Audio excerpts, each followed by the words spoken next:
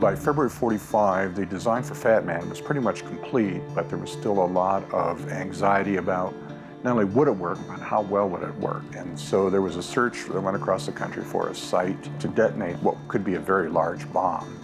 And it was decided to go to the Jornada del Muerto in southern New Mexico. In March of 1945, the plans for the bomb test at Trinity and the overseas operation had been firmed up, and Marshall asked me if I would join him in working under Bob Bacher for the field tests. If you're going to invent an entirely new way to detonate a weapon, especially one as complicated as pieces of high explosive that are shaping the charge in an entirely different direction and so forth, you're probably going to have to test this system. And of course it was tested in various ways without a nuclear core. But ultimately the only test that was going to satisfy everyone was going to be a test at full yield.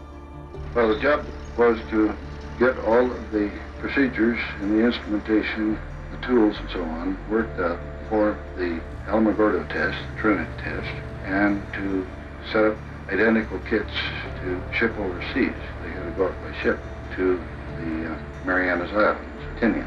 And there was a very tight time scale for that. So we had top priority all over the place.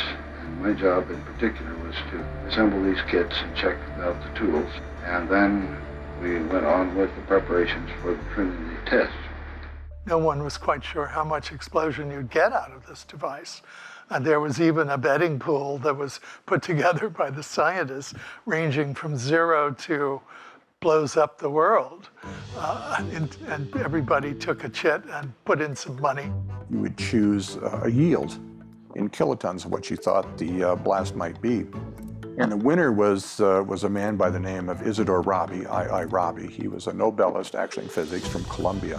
And he won not because he calculated anything, but he got to Trinity late, train was delayed at Lamy, and he took the last number in the betting pool, and his number was the closest to the actual yield.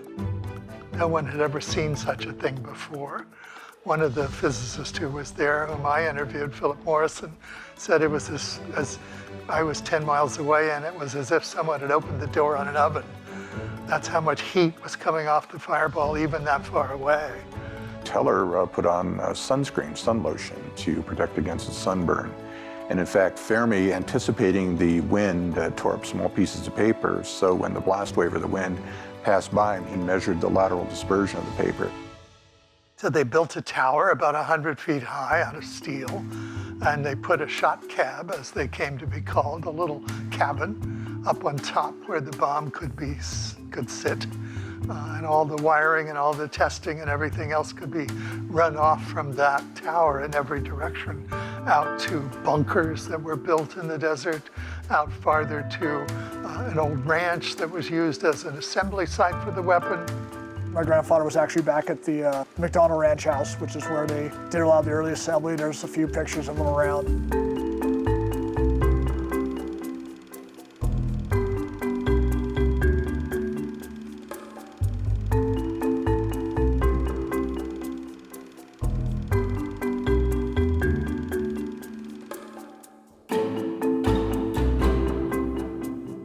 The shot was getting ready, storms were rolling in that night, and they were afraid of electricity setting off the device.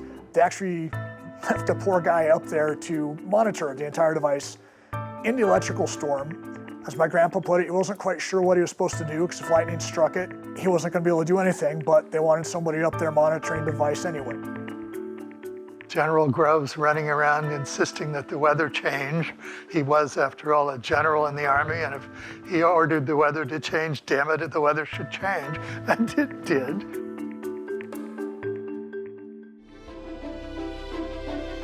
My grandpa had my grandma pack lunches for him, said, okay, we're gonna go run some more tests. Didn't say anything beyond that. My grandma at that point in time also knew not to ask, because my grandpa wasn't gonna say. Oppenheimer, at that point, down to 115 pounds. This man of 6 feet 1 inches in height, from a bout of chicken pox over the last 2 weeks, leaning against a post in the bunker saying, I must stay conscious, I must stay conscious, worried that his weapon wouldn't work. They pushed the button and it worked.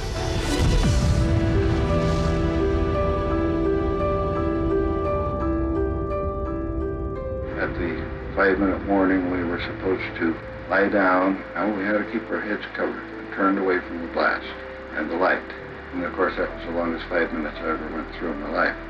We could see, some 11 miles away where the tower was, the light that was on top of the tower. It was just a little tiny candle flame, essentially.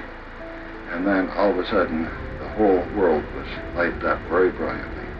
I had some welder's goggles, which I put on and turned to look at the blast, and by that time the fireball had faded enough that the welder's goggles were too faint, so I snatched them off, and then it was too bright for my eyes.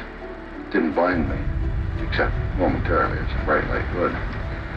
And then, after a long time, why, here came the boom of the bomb itself, which was more concussion than a noise, and wasn't half as impressive as the light. But we certainly knew that something had happened. A lot of people in town actually knew about it.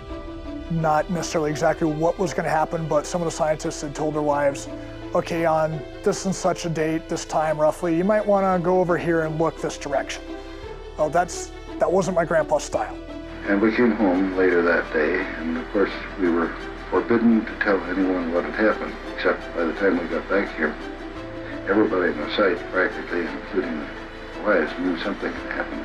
The night that the test went off, my grandma was sleeping soundly because she wasn't told to go out. All of her neighbors and everyone else up on the mountain looking the correct direction, and the next day, through the wives' clubs and whatnot, there was chatter of, did you see this, did you see that? And my grandma was a little, at the time, perturbed to my grandpa of, well, why didn't you tell me?